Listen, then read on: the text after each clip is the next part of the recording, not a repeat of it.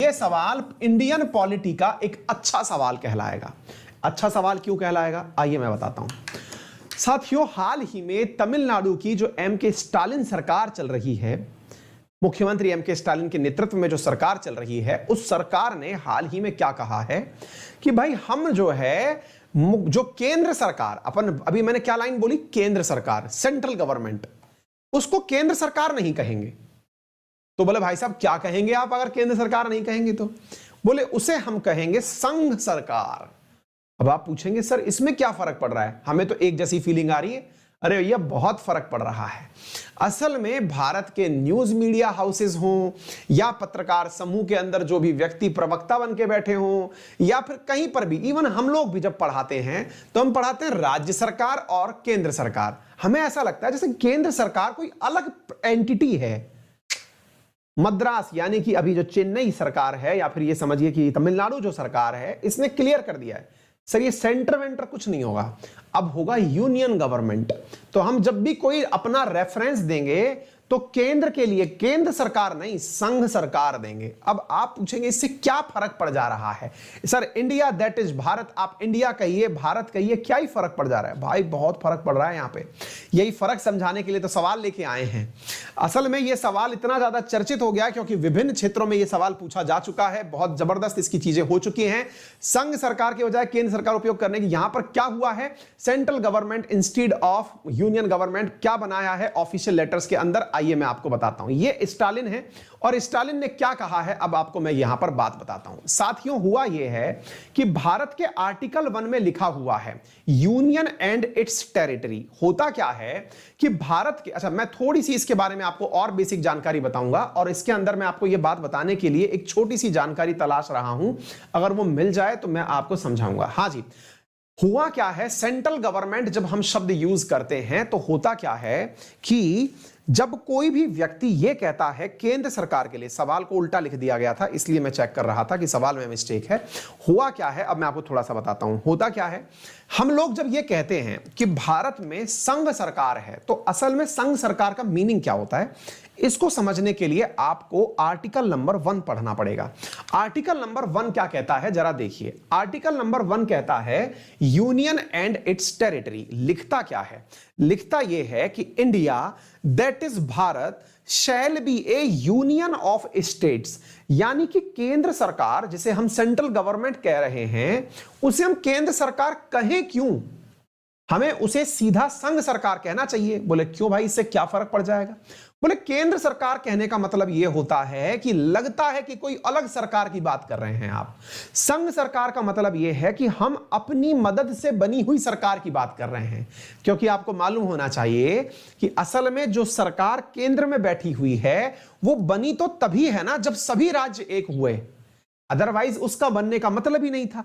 इसका अर्थ यह थोड़ी होता है कि आपने किसी को केंद्र सरकार कह दिया तो भाई सरकार अलग से चुन के आ गई है। नहीं भाई, उसके लिए तमिलनाडु के लोगों ने भी वोट दिया है, राजस्थान वालों ने भी, यूपी बिहार उत्तराखंड सब तरफ के लोगों ने वोट दिया है, तब जाके केंद्र सरकार बनी है। तो केंद्र सरकार को आप केंद्र सरकार जब शब्द यूज करते हैं ना तो लगता है कि आप यूनिटरी कैरेक्टर की तरफ इशारा कर रहे हैं। अब यूनिटरी कैरेक्टर क्या होता है साथियों, असल में जब हम बात करते हैं सरकार की व्यवस्था की तो 2 प्रकार की संसदीय व्यवस्था पाई जाती है। संसदीय व्यवस्था के अंदर जो भारत के अंदर कैरेक्टर पाए गए हैं वो पूरी तरह से फेडरल नहीं है, यानी संघीय नहीं है। संघीय का मतलब क्या होता है, संघीय का मतलब होता है कि एक यूनियन ऑफ स्टेट ऐसा हो जिसमें राज्यों की भी इज्जत हो। लेकिन भारत में जिस प्रकार की संसदीय व्यवस्था है इसको लेके बड़े बड़े विचारकों ने कहा है कि भारत की राज्य व्यवस्था फेडरल ना होकर क्वाजी फेडरल प्रकार की है। अब आप पूछेंगे अब ये क्या होता है, फेडरल वर्सेस क्वाजी फेडरल क्या होता है? क्वाजी फेडरल का मतलब होता है कि हमारे यहां पर जो यूनिटरी कैरेक्टर है, अब ये यूनिटरी कैरेक्टर क्या होता है, जिस समय केंद्र का हावी होना पाया जाता हो वो होता है यूनिटरी कैरेक्टर। वो स्थिति जिसमें राज्यों की कोई इज्जत ना होती हो वो होता है यूनिटरी कैरेक्टर। तो वो कैरेक्टर कई बार हावी हो जाता है। जैसे जैसे भारत में राज्यपाल का पद जो है वो यूनिटरी कैरेक्टर को बढ़ावा देता है। भारत में ऑल इंडिया सर्विसेज जो हैं वो केंद्र सरकार की प्राथमिकता को समझाता है। इसी प्रकार से भारत के अंदर अगर हम विषयों का बंटवारा देखें 7वीं अनुसूची में, तो 100 विषय केंद्रीय सूची में हैं। इससे पता चलता है कि केंद्र का देश के अंदर ज्यादा बड़ा रोल है। इसका मतलब यह हुआ कि केंद्र सरकार ज्यादा जिम्मेदारी लेके खड़ी हुई है। दैट मींस ये कैरेक्टर हमें बताता है कि देश के अंदर फेडरल कैरेक्टर ना होकर यूनिटरी कैरेक्टर की प्रमुखता है। और राज्य सरकारों के द्वारा जब से ये शब्द उपयोग में होने लगा है, कौन सा शब्द, कि भाई हमारे यहां पर केंद्र सरकार की तरफ से ये आदेश आया है, इससे तो व्यवहार में भी ये लगने लगा है कि केंद्र ज्यादा पावरफुल हो गया है। जबकि हमें अपने आप से ये मानना पड़ेगा कि हम राज्यों के संघ हैं और राज्यों के संघ होने के नाम पर हमें इसे यूनियन ऑफ इंडिया ट्रीट करना पड़ेगा, अर्थात इसे राज्यों का संघ ट्रीट करना पड़ेगा। इस काम के लिए इन्होंने अपने यहां पर और फिर इन्होंने अपने पक्ष में प्रमाण भी दिए कि जो संविधान निर्माता डॉक्टर भीमराव अंबेडकर हैं, इनके मन में भी नहीं था कि सेंट्रल शब्द का कहीं भी उपयोग किया जाए। आप देख लीजिए, chairman of drafting committee had said that committee had used the word union because The Indian Federation was not the result of an agreement of units।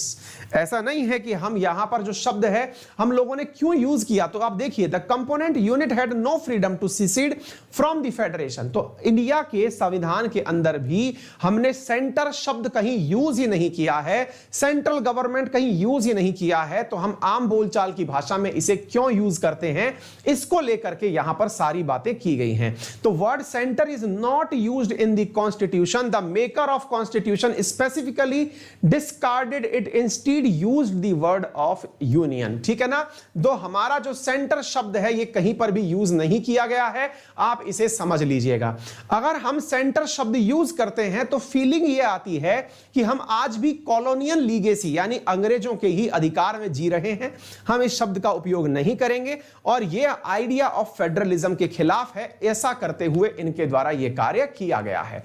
तो उम्मीद है कि आपको यह बात समझ में आई हो।